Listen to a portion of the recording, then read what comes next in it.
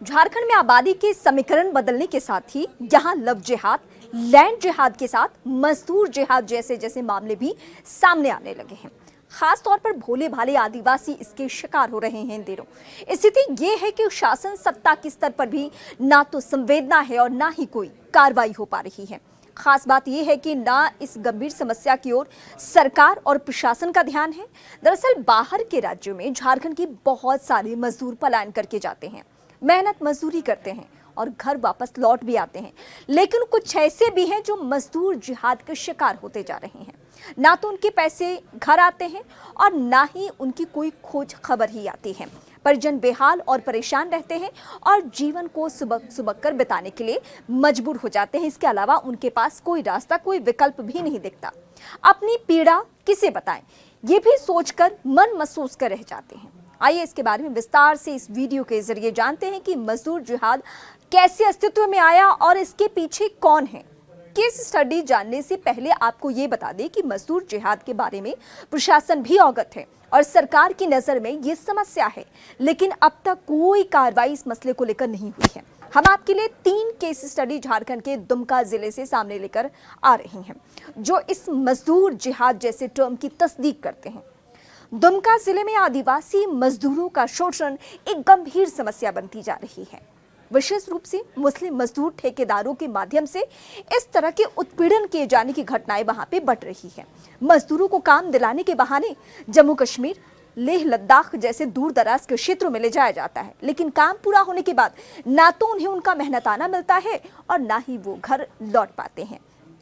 ऐसा ही एक मामला दुमका जिला के काठीकुंड थाना क्षेत्र के जंगला गांव का है, जहां एक ही गांव के 3 परिवार के परिजन वर्षों बाद भी नहीं लौट पाए हैं। परिजनों का आरोप यह है कि मीट आलम अंसारी काम दिलाने के बहाने जम्मू कश्मीर ले गया था, लेकिन वर्षों बीत जाने के बाद भी ना तो परिजन लौटे और ना ही किसी तरह की उन्हें जानकारी दी गई।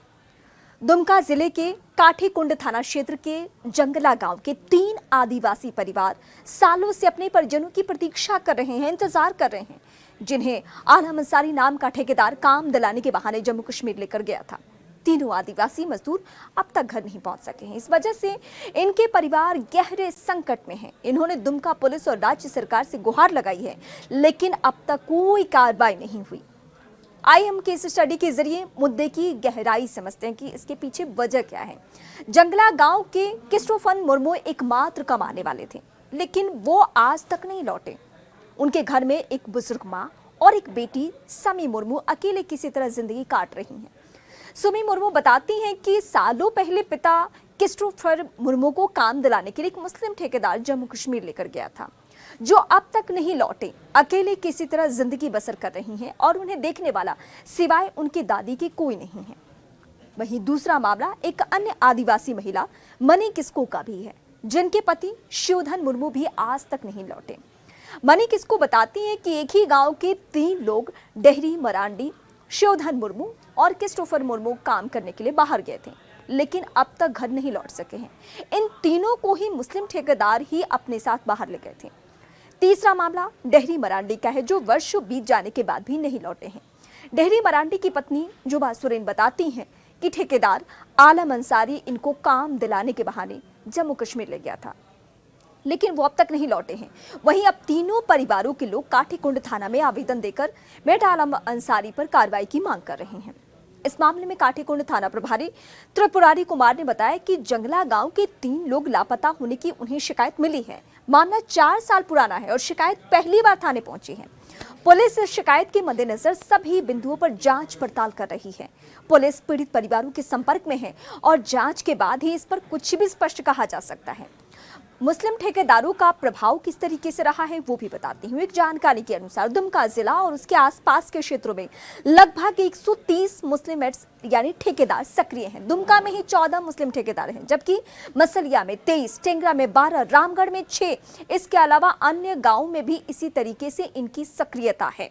न्यूनतम मजदूरी देकर ठेके पर काम करवाया जाता है, जबकि मजदूरों को मिलने वाली असल राशि अक्सर हड़प ली जाती है।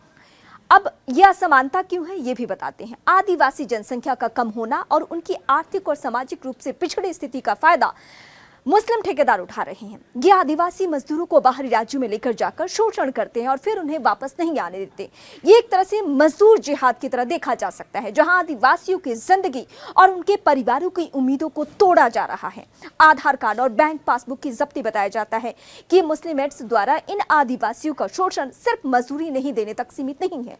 मजदूरों को काम पर भेजने के पहले उनके आधार कार्ड, बैंक पासबुक और एटीएम कार्ड तक जब्त कर लिए जाते हैं। इसका मतलब ये है कि ये उन्हें पूरी तरह से असहाय बना देते हैं, जिससे कि मजदूरों के पास कोई कानूनी सहारा भी नहीं बचता है।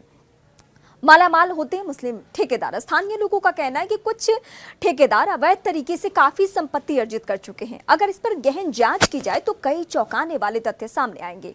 दुमका और आसपास के इलाकों में ठेकेदारों की अवैध संपत्ति का मामला बड़ा सवाल खड़ा करता है।